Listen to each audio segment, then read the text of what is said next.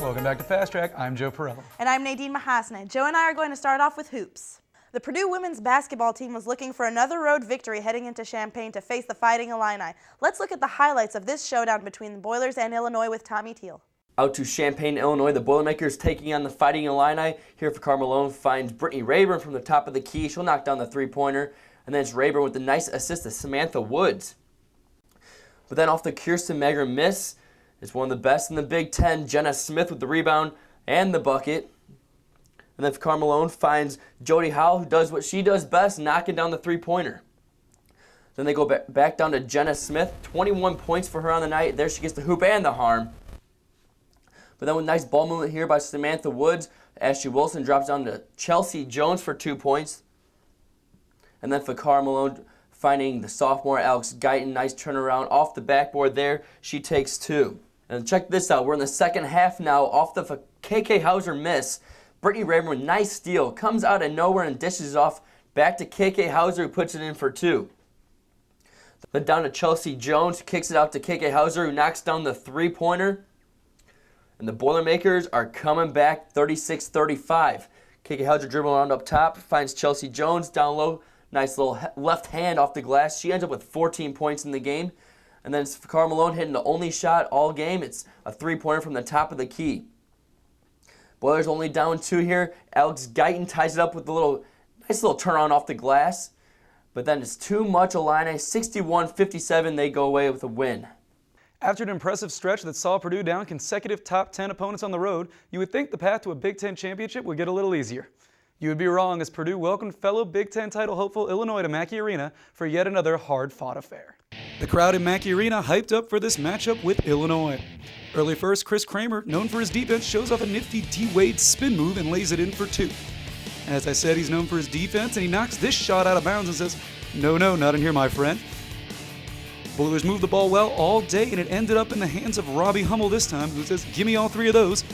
Later on, freshman Kelsey Barlow gets involved, gets into the lane, misses, but gets his own rebound and then bumps into a few Illinois players on his way back. Next is Jawan Johnson, and it's a block party. Wicked block from JJ. Back down the floor, JJ kicks to an open John Hart, who makes good on the 3 to pull Purdue within 2. Second half, and Hummel is still feeling it from downtown. He would finish with a game-high 22 points. Now Chris Kramer driving, who says he can't play offense, and won the bucket and the foul, and the Boilers are hyped up.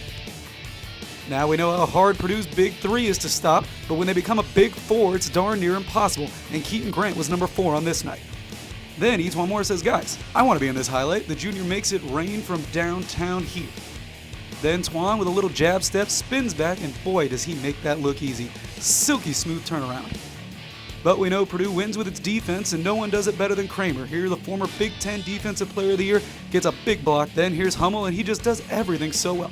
Inside, outside, mid-range, he just keeps you guessing, does it all. Now it's Grant swinging to Johnson, and he's a big man with some range. So hard to stop him when he's making those jumpers.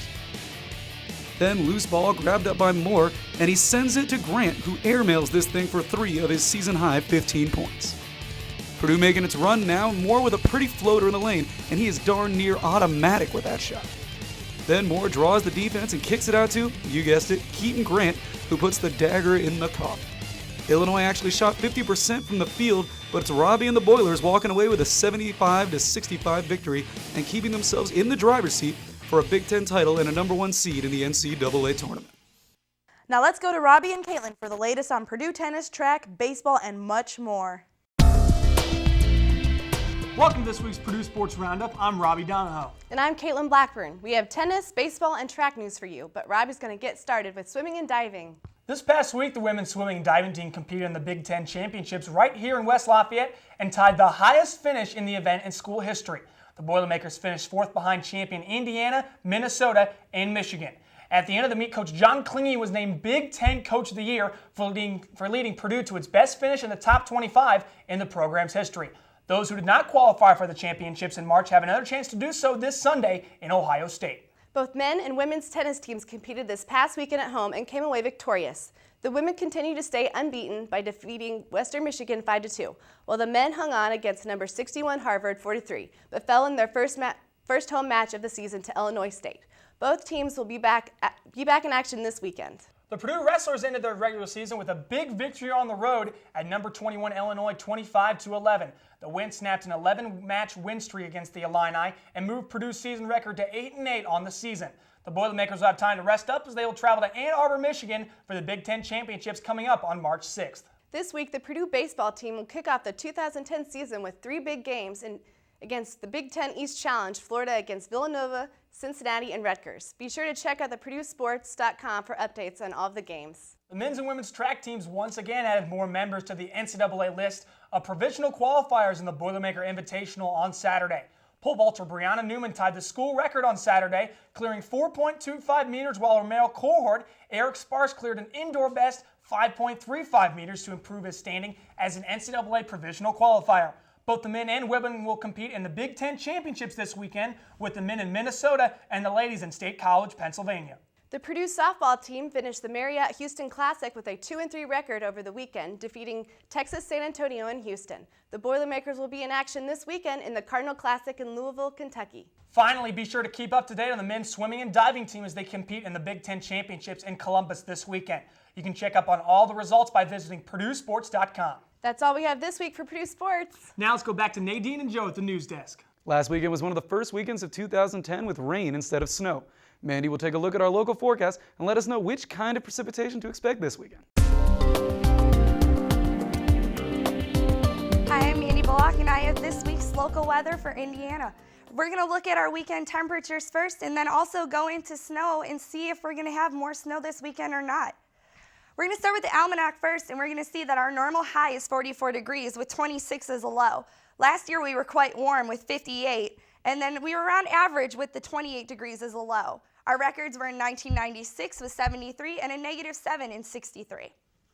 So we move into Friday's lows. We can see that they're pretty uniform across most of the state. Lower 20s throughout the midsections, a little bit warmer down in Evansville, but not by much, and a little bit cooler up towards the lake. As we take a look at Saturday's highs, 36 seems to be the trend as we have some lake effect snow possibly expected. 34 in Fort Wayne and 42 down in Evansville. Saturday's lows continue along the same trend, lower 20s, with a little bit of a warmer temperature up in Valparaiso because of the lake heating, and 25 down in Evansville.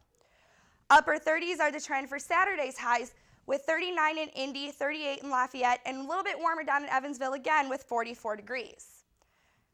And then Sunday's lows are in the mid-20s, so a little bit warmer than earlier, but still relatively chilly at night. As we move into Friday, we can also see what I was saying, where we'll have the edge of this lingering snow system that could bring flurries throughout the weekend. As we continue into Sunday, it becomes a little bit more widespread, but it will stay this way into the rest of the day Sunday with a little bit more lake effect happening.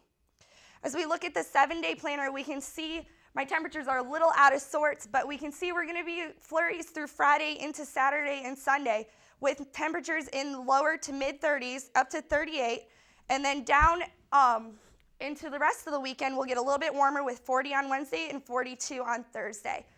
Back to the studio. When we come back, Sheena Mitchell will show us some of the glitz and glamour at the Miss Black and Gold pageant. And Paul Slacker will let you know if there are any tickets left for the Kid Cudi concert. Stay with us.